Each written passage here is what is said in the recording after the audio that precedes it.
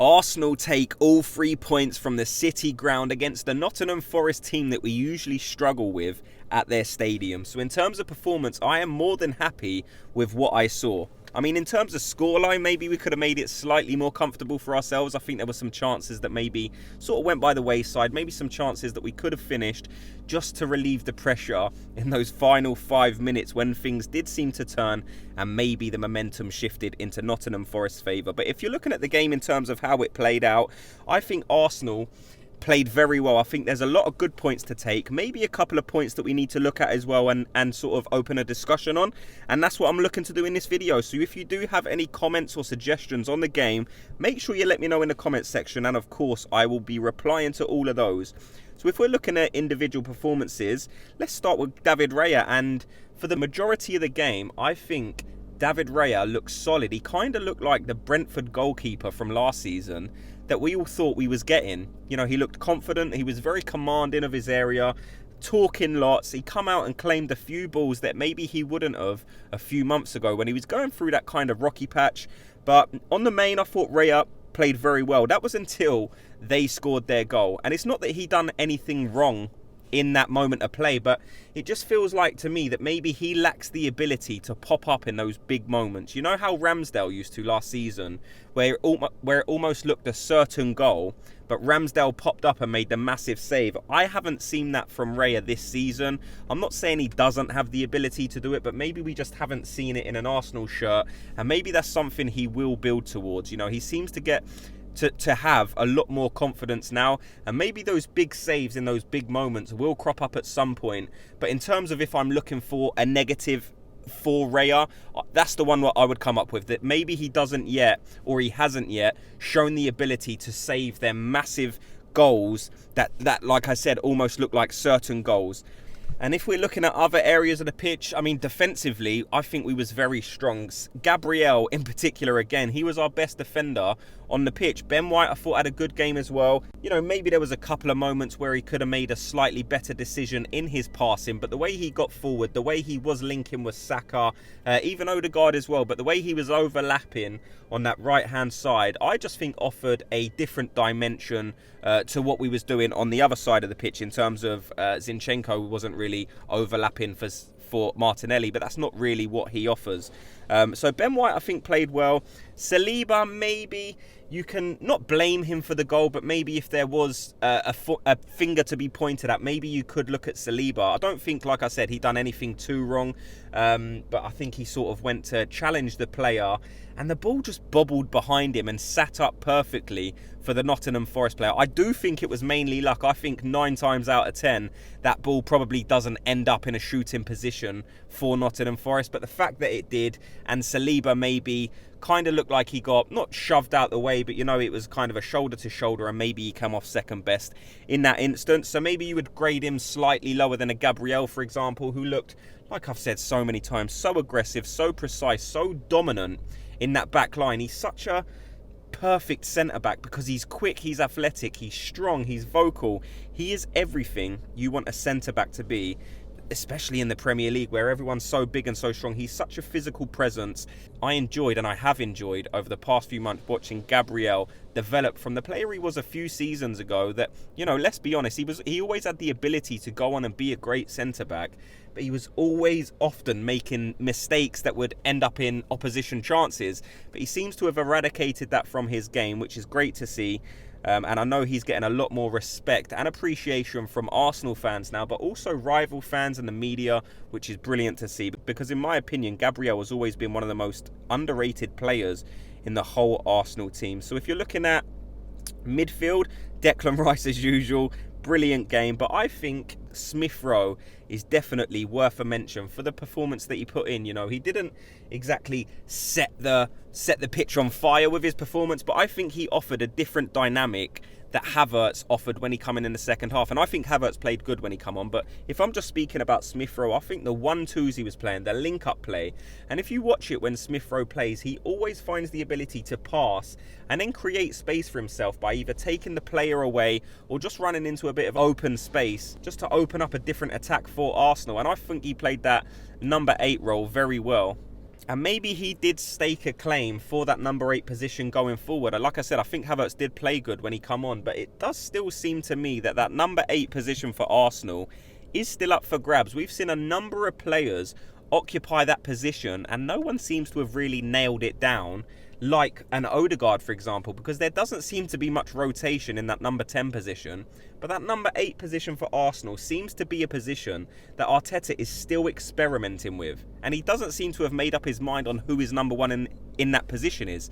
I mean, if you're looking in terms of who's played that position more, then yeah, you would have to say it's Havertz. But he hasn't exactly locked it down. Like I said, we've seen Trossard in that position, Havertz in that position. Early on in this season, we had Declan Rice in that position for 1 or 2 games. And now we're seeing Smith Rowe be given a chance in that position. All that does to me is lets me know that that position is still up for grabs. And if Smith Rowe can get a run of games where he is able to leave his mark on that number 8 position, then maybe he can secure that going forward. There's a lot of people saying online that maybe this was an audition or Mikel Arteta picked him in this game to show other teams what he is capable of doing. And you can never say that that isn't a possibility, of course. You know, the summer's coming up, the January transfer window's as good as done now, so you can't expect any outgoings really like a Smith Rowe this late in the season, this late in the transfer window, because we're not going to have the time to replace him. So if Smith Rowe does leave, it's going to be more of a summer deal. So he's probably got about 5 months to really leave his mark on this team and force his way into the starting 11 for Mikel Arteta, because I don't think Mikel Arteta will leave an asset like that who come through the academy as like a bench option or a rotation option like he does with a Fabio Vieira, for example, who only plays a bit part role in this Mikel Arteta system. But in terms of Smith Rowe's performance, like I said, it looked good. He looks hungry. He looks to have the bit between his teeth a lot more than a Kai Havertz, for example. But like I said, when Kai Havertz did come on, he did offer something a little bit different. We saw him clearing away a few headers in our half, which Smith Rowe doesn't have the ability to do because he's not blessed with a height that Kai Havertz is. But even when Kai Havertz come on, he did play some nice passes, but he did lack the challenges and the desire to get to the ball that a Smith Rowe has, for example. And something else I thought that was interesting was Nelson seems to be now again behind Trossard in the pecking order. It wasn't too long ago, if you remember, that Nelson seemed to be getting the nod ahead of a Leandro Trossard. But the fact that Nelson didn't even get on in this game, he was warming up at one point and Mikel Arteta was going to bring him on, but as soon as we conceded the goal, he must have sat back down because he went with a Jorginho to come on instead of Nelson. But when Trossard did come on, I was very impressed with the way he plays. But for me, it's strange because when Trossard starts for Arsenal, he doesn't seem to be able to have the same impact as when he's brought on for a sub, for example. But when he's brought on as a sub, he reminded me of Santi Cazorla. I know he was playing on the left wing, but the way he plays with the ball stuck to his feet, the way he can manage his way around tight spaces and get through a gap that's not really even there and then play the ball off, just slow the game down. And that was perfect for the last 5 minutes. There were so many times they played the ball up to Trossard, and it did seem to be a tactic because every time we sort of cleared the ball in that mad 5 minutes at the end, we would give it to Trossard. He would make a run down the wing, turn back on himself, beat 3 players, and then lay it off to an area that had no pressure on it. And that just allowed us to kill a minute or 2 of the game. So I was very impressed with the way that Trossard plays.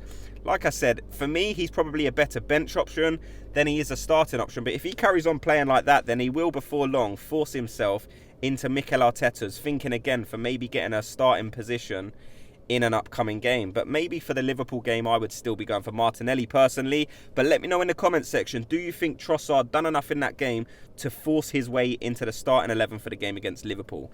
And if I'm looking at the other side with Saka, I thought Saka played well. He obviously got his goal, but I found myself getting slightly, not frustrated or irritated, but there was a little feeling inside of me like, just slight. It was a slight frustration because Saka seemed to be shooting from positions that shouldn't have really been a shooting position. You know, there was the pass on, but he seemed to be going for glory one too many times. But I do find myself conflicted on this because at times Arsenal do seem to try and play the pass too much. We're always looking for that extra pass where maybe we do need players who are able to take it on their shoulders and have a shot. And Saka was doing that, but the moments he was choosing to do it, for me, wasn't the best option at that moment. I think the pass would have been better, but like I said, it's a difficult one to try and moan at him for, because as Arsenal, we do need to try and take more shots and maybe hit the ball first time, because there was a lot of examples in that game where maybe there was the extra pass being played and maybe someone just needed to stick their foot through it. Like Gabriel Jesus, for example, there was a couple of chances he had where maybe he did take the extra touch when it wasn't necessary. But that is the kind of player that Gabriel Jesus is, and we'll speak about him now because I think his performance was exceptional. Yes, he missed a big chance. Maybe he missed 2 big chances, but the one where he hit the post, for example, you know, the margins are so small. You hit that 3 inches to the left and it's a goal, but he didn't. He hit the post. Maybe that was a brilliant opportunity. And the second one where he flicked it over the defender's head and then kicked it over, you know, he maybe should have done better in that moment, but that moment wasn't even there for that to be a shooting opportunity. The way he crafted that opportunity for himself, there are not many players in world football who see that as an opportunity to create a goal-scoring chance. The way he flicked it over him within a split second, took the shot. Yes, the shot went over, but it was just the ability for me to be able to craft that chance for himself.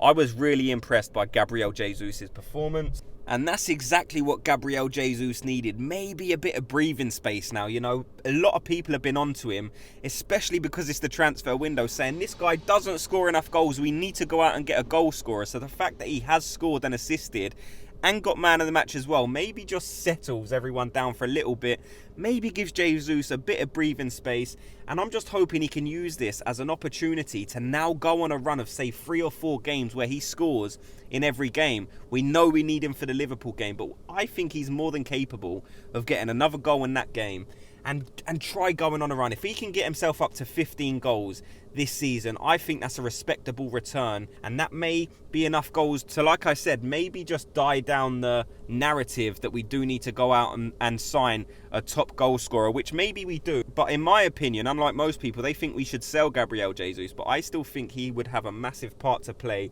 in this Arsenal team because he offers so much, not only as a number 9, but we saw at City he can be played on the left wing, he can be played on the right wing, he has the ability to play as a winger, he could even be a number 10, the way Jesus plays. So I'm glad Jesus got this goal, and I just hope, like I said, this can be the springboard moment for him where he can go on now and really score a few goals in the next few games. And then I guess we have to talk about the Zinchenko and Ben White situation at the end. Now, I haven't read too much up on this, but all I can do is listen to Arteta's words, and from what he was saying is this is just the competitive nature of these guys. You know, they're frustrated because they let that late goal in, and they know that that could have been a different outcome. If we was to let the second goal in, then boom, the title's done straight away. So there are such fine margins in these games that these players will get frustrated at each other because that's the mentality that Arteta's instilled in this team. You know, we have to win this games. We can't lose our head. We can't be conceding these chances late on at the Forest ground, which, like I said, is a notoriously difficult ground for us to go to and collect the 3 points. So as soon as that happened, you know, you put a fear in the team that you think, oh my God, we could lose this game or we could draw this game now. So yeah, that goal we conceded at the end was unnecessary. And the only thing I can think of is maybe Ben White's had a little dig at Zinchenko because the ball come from his side. But I don't think that ball that came in was Zinchenko's fault at all. Like I said, if anything, I think Saliba maybe made the slight mistake there to allow that opportunity. But like Arteta said, he doesn't mind this kind of reaction at all because it shows a hunger, it shows a desire, it shows a passion and a willingness or a needing to win these kind of games, which is good. But let me know your thoughts on everything in this video. What did you think of the game yesterday? Was you happy with the performance? What performers do you think impressed you the most? What players did you look at and think, do you know what? He's actually had a really good game there. Because like I said, mine were Gabriel. And I'm going to pick out Smith Rowe as well. Because I do think he offered something different to what we usually have in that number 8 position. But thanks so much to everyone for watching and listening. Before you go, hit that like and subscribe button. It would help me out massively. And I'll speak to you all in tomorrow's video. Gooners, have a good day.